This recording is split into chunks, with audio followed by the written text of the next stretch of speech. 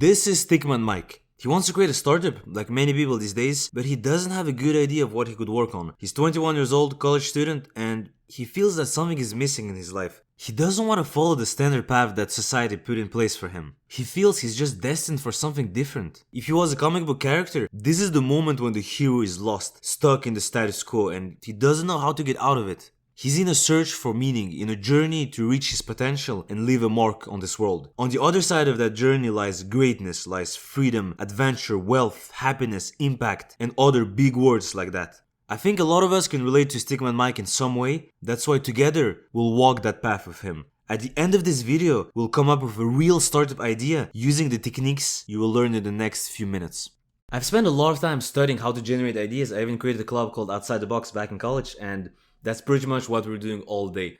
I then worked on a couple of startups in college too, went through the Y Combinator startup school, and now I'm part of a young tech company with 7 people. I still don't have that much experience, that's why the process that I'm going to teach you is heavily inspired by what I've learned from people who went much further than I did. I simply tried to compile that knowledge and somehow codify it. I believe this process works no matter what you want to build and no matter the scale. It's all about finding what is optimal for you. So make yourself comfortable, take your notebook and listen closely. We're about to go for a ride. Let us begin.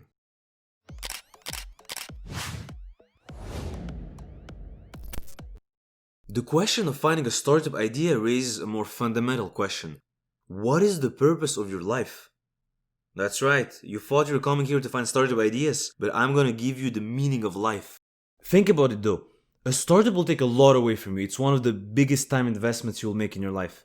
So it kinda makes sense that it must somehow fit in the narrative of your life. We need to approach it like a funnel. Find your life mission first, then identify the problem you want to solve, and from there, you get your startup idea. It took me a long time to figure this out. Simon Sinek made me realize this. I used to completely ignore that first step, so I would just work on random businesses that had no meaning for me. Like the last business I made in college, it was an e-commerce startup to help people find personalized gifts through a matching algorithm. It was a cool project, we made a pretty slick product and there was a demand for it, but my soul wasn't into it. I was just forcing myself to continue, and after some time I thought, what the heck am I doing? Why can't I just work on something I love and I can do more good? I would be so much more efficient.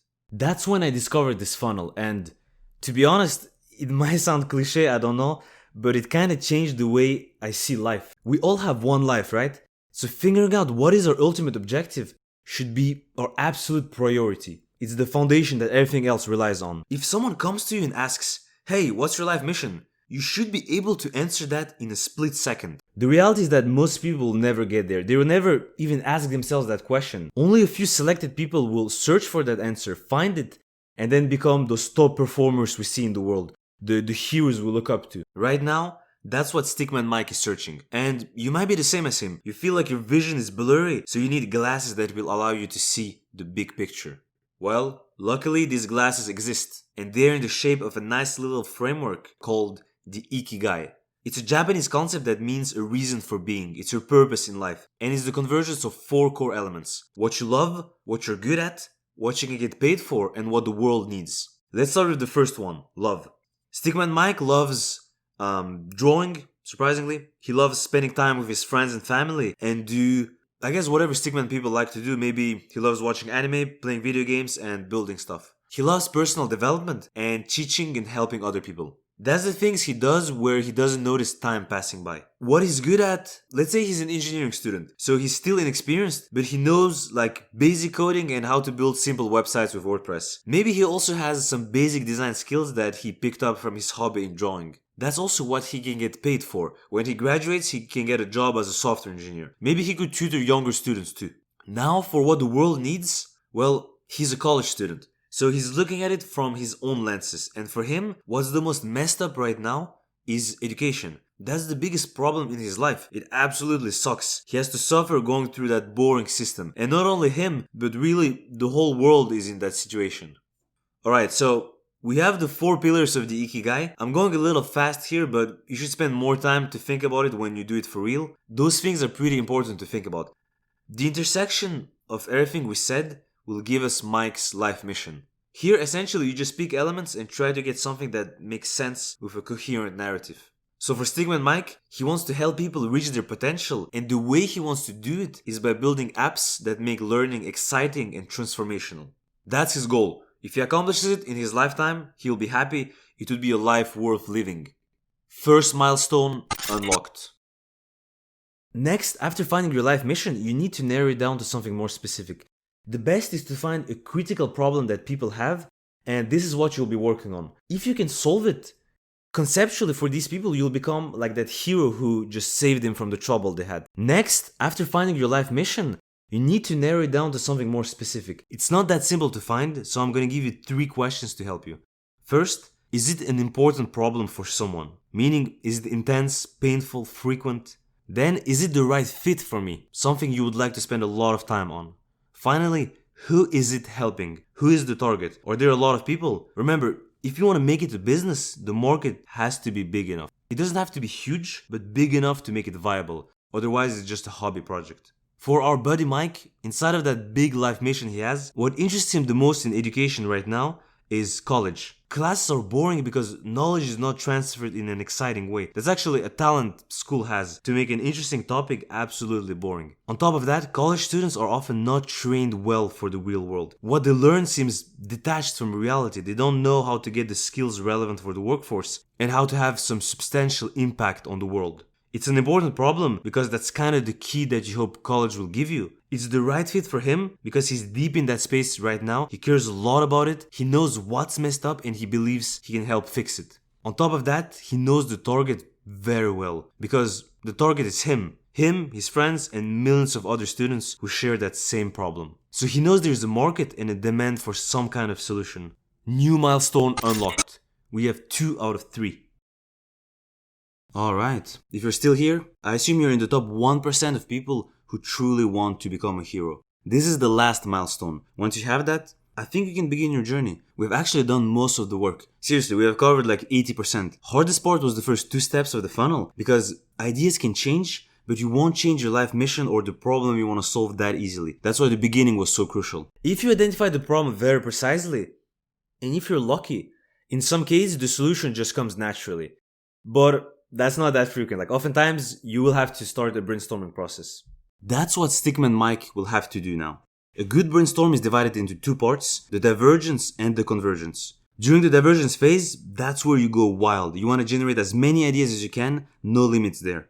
That's the most important step. Then, the convergence phase will be all about filtering these ideas and working through them to find the very best one. It's best to brainstorm with a team if you can. You'll generate better ideas and those people could potentially become your co-founders. They could join your squad. But here, Stickman Mike is alone for now. He has no friends, so we'll have to do with what we have. The way I usually begin to brainstorm is I take 5 to 10 minutes to just write down everything that comes to mind when I think about the problem. I write them on post-it notes, 1 idea per post-it. Here, when I think about Stickman Mike and his problem, I directly think about entertainment because he wants to make learning more exciting. He likes anime, movies, video games, and a lot of other college students like that too, so maybe there's something we can do around that. Storytelling and gamification could be good elements to add in a solution. I'm gonna throw the word community out there too. People could be building something together, or the word competition, where people battle each other until the last student survives. Then he wants learning to be transformational. For that you need to teach concrete skills with real applications. He's studying computer science, so we could start with teaching how to build apps. Maybe you can give people a mission to, like a specific objective to reach. The challenges could be real world problems, like right now something relevant is the virus. What if you're a hero programmer in a comic book type world where you have to save humanity against the virus, so you have to code a solution that will neutralize that threat. Another option is that companies post real challenges they have and you get prizes if you want to solve them. After that first phase is done, I move to another brainstorming technique. Honestly, there are millions of them that help you generate ideas. I won't have time to cover them all in this video, but a quick Google search will give you the top ones. Just try a few and make sure to time box it so that you don't spend forever searching for ideas and never starting any of them. Ideas will change and mutate over time either way. You just need a starting point. For us, that's enough ideas for now, so let's begin the convergence. Our goal is to formulate the best idea out of everything we have. And I can actually already see an interesting pattern based on what we said. Storytelling and gamification should definitely be there, but that's more how we're gonna build the solution. We need to know what we're gonna build too. I like the idea of assigning an objective to build something cool and create a story around it. So the example we gave here is perfect for that. That's the idea we can start with. A platform that teaches people how to code by putting them in concrete situations with a clear objective. The story will be that you're a hero programmer and your first task is to save humanity from the threat of a new virus. You'll need to neutralize it before it spreads further. You'll be leveling up and collecting points throughout the course based on how many lives you saved. There is much room to grow from there, and that idea will definitely evolve. But our stickman now has something to start exploring. In practice, you also want to check if someone has already done that idea before, and if so, that's not the end. That only tells you that you need to think, how can you be slightly different, essentially? And you can be different either by changing the idea slightly or in your execution. You can have a different business model, you can have a different user experience or a different story. Last milestone unlocked. Stickman Mike just leveled up. He went from level 0 to level 1.